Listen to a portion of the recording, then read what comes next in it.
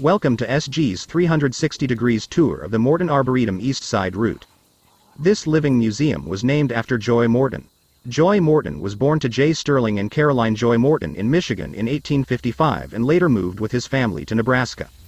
His dad was a tree lover and established Arbor Day. Joy moved to Chicago in 1878 as a 23-year-old seeking to become an entrepreneur. After misses in several industries, he bought a small salt distribution company, renamed it Morton Salt, and amassed a fortune. In 1909, Joy Morton bought the first acreage of what was then farmland to build a country home and live his dream of planting trees. By the time he was 66 years old, he decided to leave a legacy beyond salt. He reached out to the director of the Arnold Arboretum at Harvard University, and the both of them planned what was to become this arboretum. In 1922, Mr. Morton officially opened the Morton Arboretum. Always a man with big plans, Mr. Morton wanted this arboretum to be among the most respected in the world. And the team here continually strives for that goal by collecting and researching woody plants and educating the public while working with scientific communities worldwide on the value, health, and well-being of plants.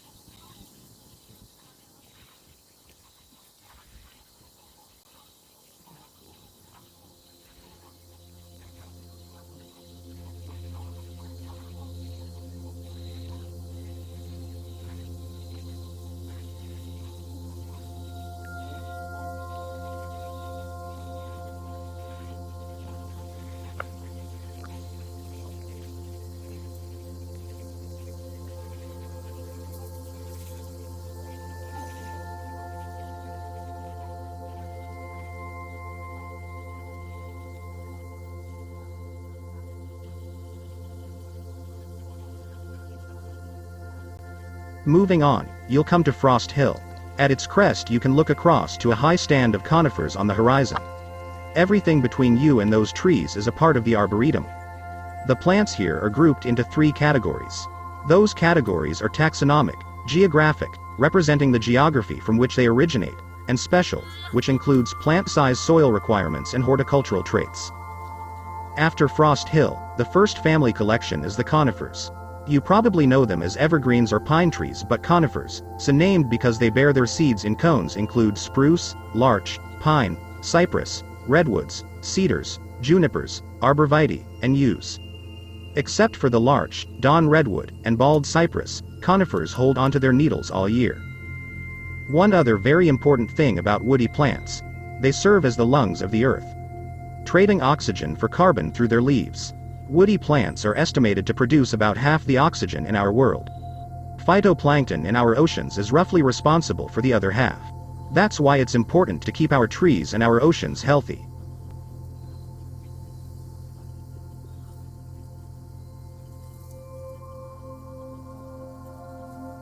The crabapple collection is next and on both sides of the road.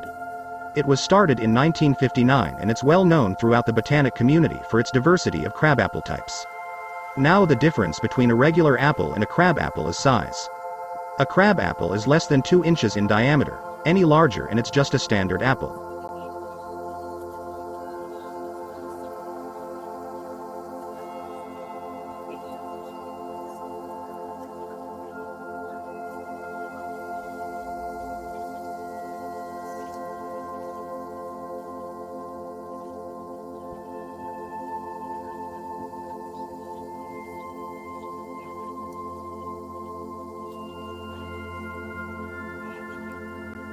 Just across from Crabapple Lake is the Magnolia Collection, with 40 different kinds.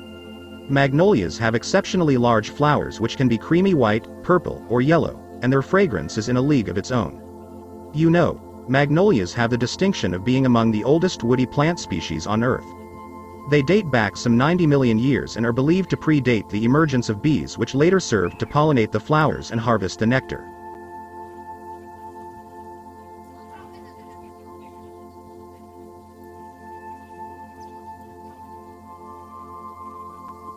The next attention getter is Crowley Marsh, on the left of the road. If woody plants are the lungs of the earth, then wetlands are the kidneys of the earth. Wetlands filter out toxins to produce healthy groundwater and absorb floodwaters while serving to be the nestlands and homelands for insects, reptiles, mammals, and birds, particularly waterfowl.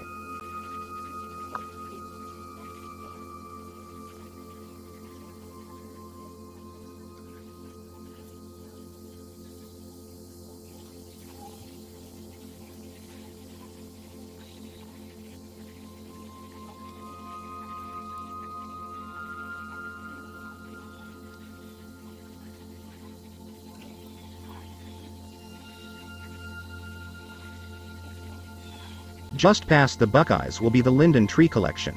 Lindens are one of the most attractive ornamental trees because of their symmetrical growth habit, but bees love linden trees too.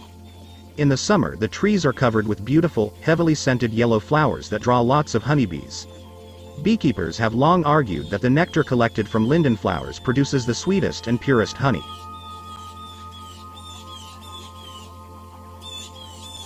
The Oak Tree Collection is next. It was started in the 1930s and covers 12 acres containing 56 different varieties of oaks and more than 200 specimens from North America, Asia, and Europe. The collection also contains 17 of the 21 oak species native to Illinois. As you experience the oak collection, you will see a number of trees with silver bands around their trunks. These are called dendrology bands and they measure the growth of the oaks. It's part of the research being conducted by the Arboretum in conjunction with a number of botanic gardens and scientific agencies throughout the United States.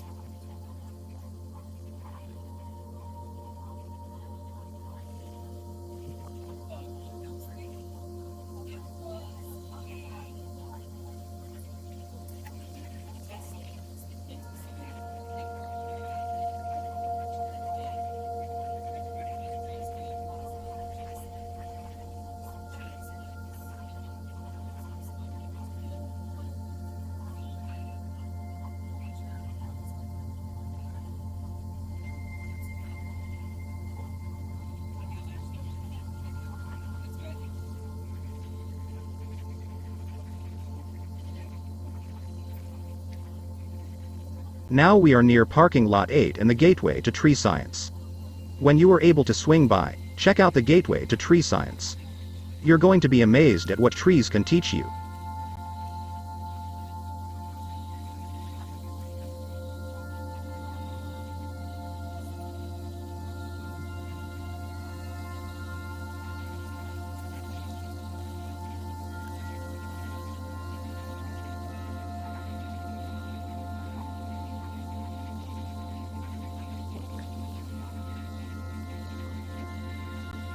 We are now entering the East Woods. The East Woods are a 400-acre natural area located on the east side of the grounds here at the Morton Arboretum. Did you know if 10 to 50 of an acre has tree cover, it is known as a savanna?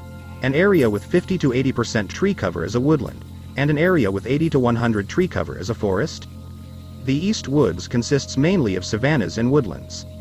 As we entered into the woods, one of the first things you may notice is the stark difference in the undergrowth on the left side of the road versus the right. On the left side, there is a lot of very dense undergrowth. Young trees and shrubs crowd together and there is very little sunlight penetration. On the right side, however, there is very little undergrowth. Instead, there is a nearly uniform layer of wildflowers and a great deal more sunlight reaching the woodland floor. This is because the right side of the road is managed by a team of staff and volunteers who come through regularly and remove invasive and non-native species which are competing with native trees and flowers for nutrients and sunlight. Another management technique used by the Arboretum staff is prescribed fires. Prescribed fires are conducted by trained staff in the spring and fall when the weather is mild and humidity is low. Though decades of research has been conducted on prairie burns, there is still much to learn about using fire in woodlands. The Arboretum has led the environmental restoration industry in research into the techniques and benefits of prescribed fires. Interjected in the midst of the woods is a large, open space with fields on both sides of the road. The field on the right side of the road is home to a stand of young oak trees which are growing near the woodline and will one day form an oak savanna. One other thing you may notice in the woods besides charred logs is all the fallen trees. You might think, hey, isn't this supposed to be managed? The answer is yes, those fallen trees are being taken care of by Mother Nature. Unless a tree has fallen across a public space or poses a hazard to guests, we leave it where it is and let decomposition do its thing. The process of fungus, bacteria, and insects breaking down the dead wood allows the nutrients in it to return to the soil and feed the next generation of trees. Standing dead trees and fallen trees also provide homes for many of the animals and birds we have at the Arboretum, including possums, raccoons, squirrels, woodpeckers, and more. Speaking of birds, the Arboretum is a great place for bird watching. Sightings of over 200 different species of birds have been recorded here over the years, and we have about 40 different species of birds that make their homes here throughout the year. There's a lot of history in the East Woods. Originally called King's Grove after settler Sherman King, The area was once divided into 100 different woodlots which were given to settlers who bought land on the prairie. Settlers often had to travel sometimes for days to access their woodlots. When they got there, they generally began cutting down the native oak and hickory trees for timber to build homes, tools, and wagons. Hickory wood, for example, is very strong and makes great axe handles and wagon wheel spokes. It also has a high BTU count, which means that it burns very hot relative to other woods. This is of course very important if you want to keep your cabin warm during the Midwest winter. There were also sugar maples in the old King's Grove. Settlers tapped the largest trees for sap to make maple syrup rather than cutting them down. The descendants of those trees now dominate much of the East Woods, resulting in some spectacular fall colors. Sugar maples are very weedy trees and can grow close together with limited sunlight. They will grow straight and tall, with only a few branches at first, reaching for sunlight until they find it and then spreading out to form a high canopy. You can observe this growth habit very clearly near another point of interest in the East Woods, the spruce plot. The spruce plot is a mixed stand of white spruce, blue spruce, and Norway spruce trees that was planted by the Arboretum's founder, Mr. Joy Morton, in the early 1920s as an experiment. He hoped to cultivate the trees and sell them to the lumber industry, but the story is that the spruces never got tall enough, and so we have them to enjoy today. The spruce plot is extremely interesting because it has its own microclimate. That means that it may be as much as 5 to 10 degrees cooler in the middle of those trees than it is on the rest of the grounds. That's because the trees act like natural air conditioners. They are, after all, long, straight tubes with water flowing up and down them and air blowing in between, which is essentially an air conditioner.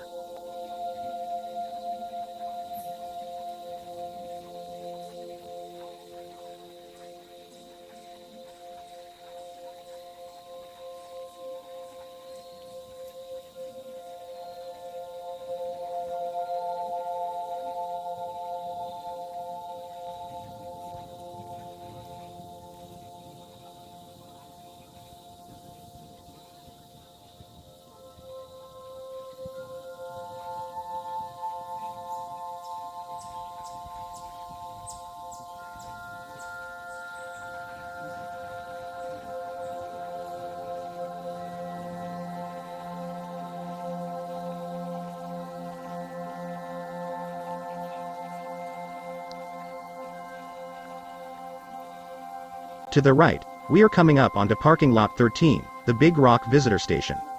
Worth a peek when you are able to stop by, but for now let's continue. Much of the land on the east side of the Arboretum had been used as farmland when Joy Morton acquired it. They no longer farm here at the Arboretum, so some of that farmland was converted back to its natural state. At the top of the hill, just past the Big Rock Visitor Station, you can see a beautiful wetland that has reclaimed its spot. Look behind that wetland and you will see a tree line that represents Illinois' ancient tree canopy, the oak woodland. Before settlement, about 86% of our woodland trees were oak species. Today oaks comprise only 17%. Oaks are a keystone species, supplying food and shelter for life both above and below ground. That is why the Morton Arboretum has targeted oak conservation and sustainability as a major focus of their work.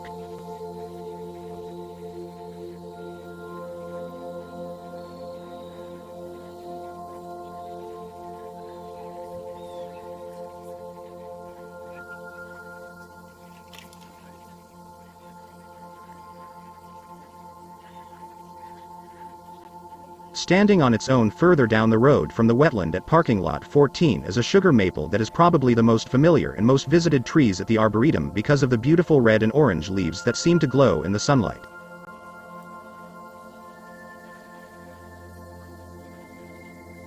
Each year many guests ask when the best time to visit for fall color. The answer is always the same: it depends. Different trees change at different times. Buckeyes are one species that change color and drop leaves early. Oaks change to their orange and rusty brown much later in the season and hold onto many of their leaves well into February. Color also depends on the weather. For the best color we need sunny days, cool nights, and adequate rainfall.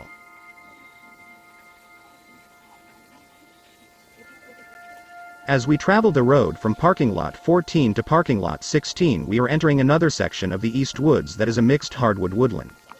Unlike the North Woods of Wisconsin and Minnesota that have coniferous forests with large stands of pine and spruce, these native woodlands are deciduous. Here you'll find a variety of hardwoods: oak, maple, ash, walnut, and hickory. Throughout the spring and summer you will find an abundance of green in this woodland, but as we move into fall you will begin to see color where the sun shines most: the top of the tree canopy and the edges of the woodland.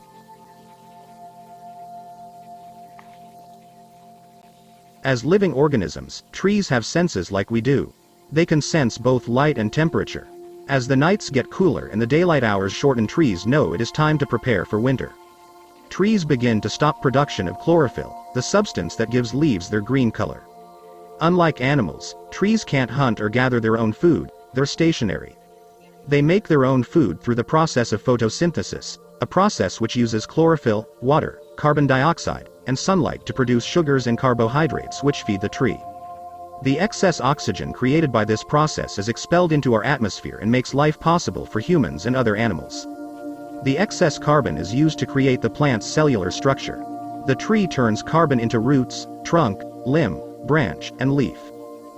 As chlorophyll production stops and it begins to leach from the leaves, the original colors of the leaves are revealed. You may see some yellows, rust, and browns.